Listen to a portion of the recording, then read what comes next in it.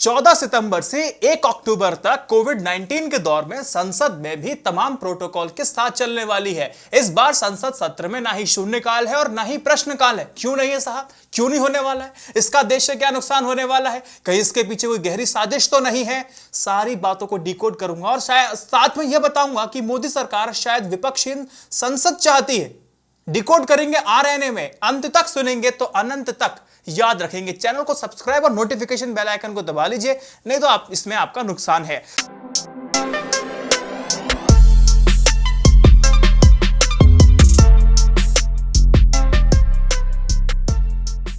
14 तारीख को लोकसभा सुबह 9 से दोपहर 1 बजे, जबकि राज्यसभा दोपहर 3 बजे से शाम 7 बजे तक चलने वाली है। इसके बाद के दिनों में राज्यसभा 9 से 1 और लोकसभा 3 से 7 तक चलेगी।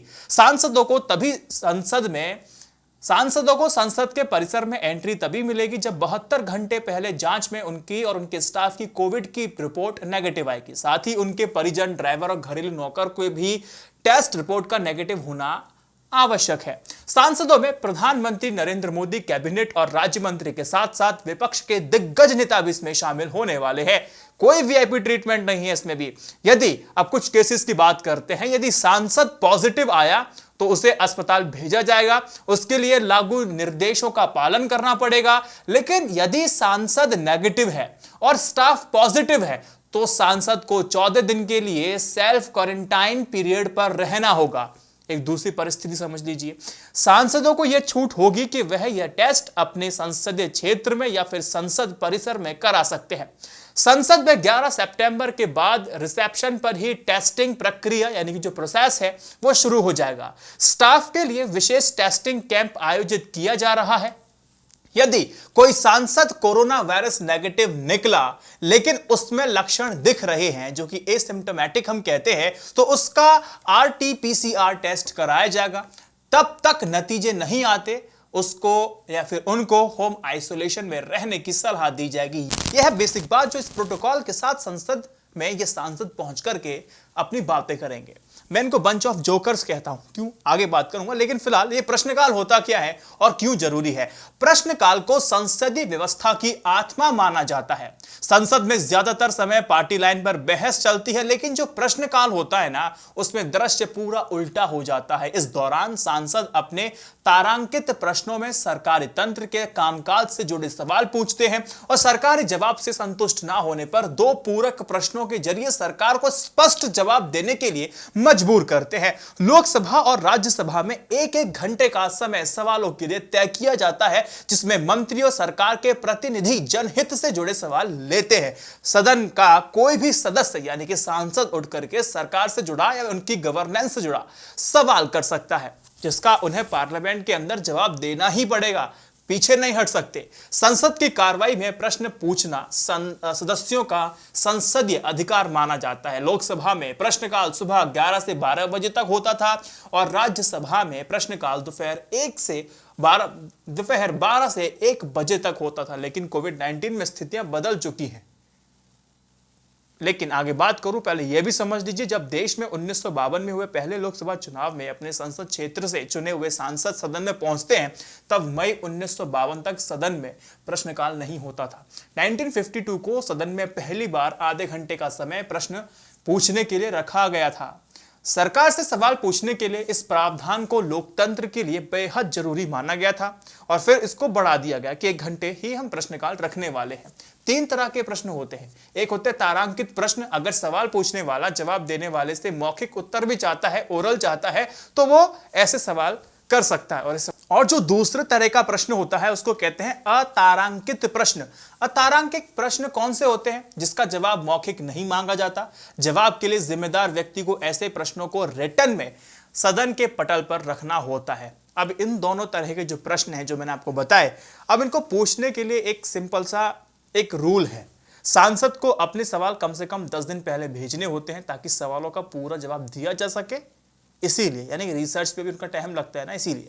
अब तीसरा जो है वो होता है अल्प सूचना प्रश्न। वे सवाल जो एक किस्म से अर्जेंट कैटेगरी के होते हैं। ये सवाल 10 दिन से कम समय सीमा में भेजे जा सकते हैं। कि ऐसे क्या अर्जेंसी थी कि इतने शॉर्ट नोटिस पे पूछा जा रहा है, ये बताना पड़ता है। लोकसभा में एक दिन में कुल 20 तारांकित और जबकि 230 अतारांकित प्रश्न हो सकते हैं। वहीं राज्यसभा में तारांकित प्रश्नों की कोई भी सीमा नहीं होती, जबकि अतारांकित प्रश्न ज्यादा से ज्यादा 200 हो सकते हैं। अब देखिए दोस्तों, दोनों सदनों में इस कोरोना वायरस के समय में दोनों सदनों के सचिवालयों ने यह साफ कर दिया है कि ना शून्यकाल होगा और ना ही प्रश्नकाल होने वाला है। प्रश्नकाल को तो मैंने बता दिया, आगे स्थिति क्या है। शून्यकाल भारतीय संसदीय व्यवस्था का इनोवेशन है। इसमें बिना किसी पूर्व निर्धारित सूचना के भी कोई भी सांसद अपने संसदीय क्षेत्र या राष्ट्रीय महत्व का कोई भी मुद्दा उठा सकता है। अब जब प्रश्नकाल नहीं होने के पीछे की साजिश को थोड़ा समझने की कोशिश करते हैं। मॉनसून सत्र आयोजित हो रहा है तो इसमें तमाम सावधानियां बरती जा रही हैं ताकि सांसदों माननीय गणमान्य किसी किस्म का उनको डर ना रहे। लेकिन सरकार के लिए बीमारी से बढ़कर जो एक बड़ा डर है वो है जवाबदेही का। सरकार को पता है कि संसद जैसे ही शुरू होगी तो विपक्ष कई चुभते हुए सवाल दाग देगा।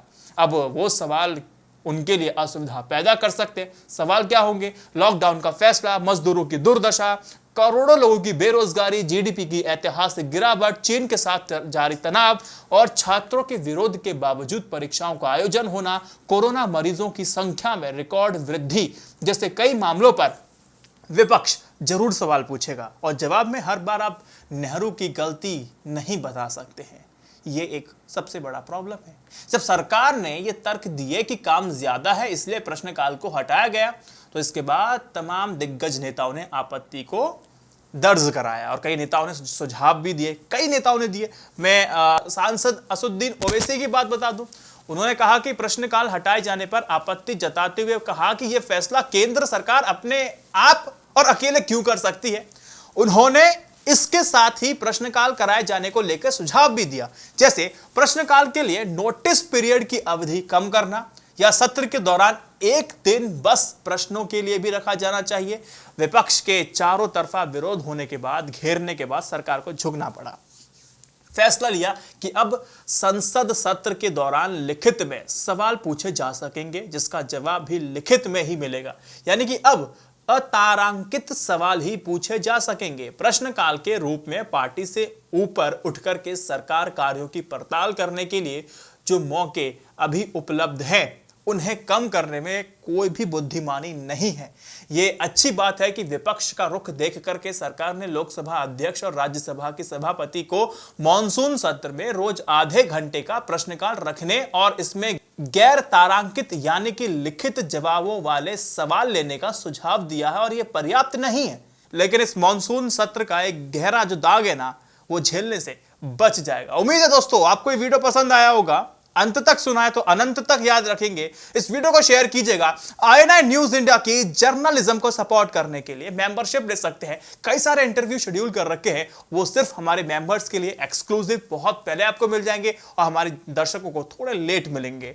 तो बेनिफिट आपको मिलेगा ही मिलेगा। साथ में हम कोशिश करेंगे कि हफ्ते में या 15 दिन में एक बार लाइव आके अपने मेंबर्स के साथ बातचीत की जाए, क्योंकि आप फंड करते हैं तभी हम चलते हैं।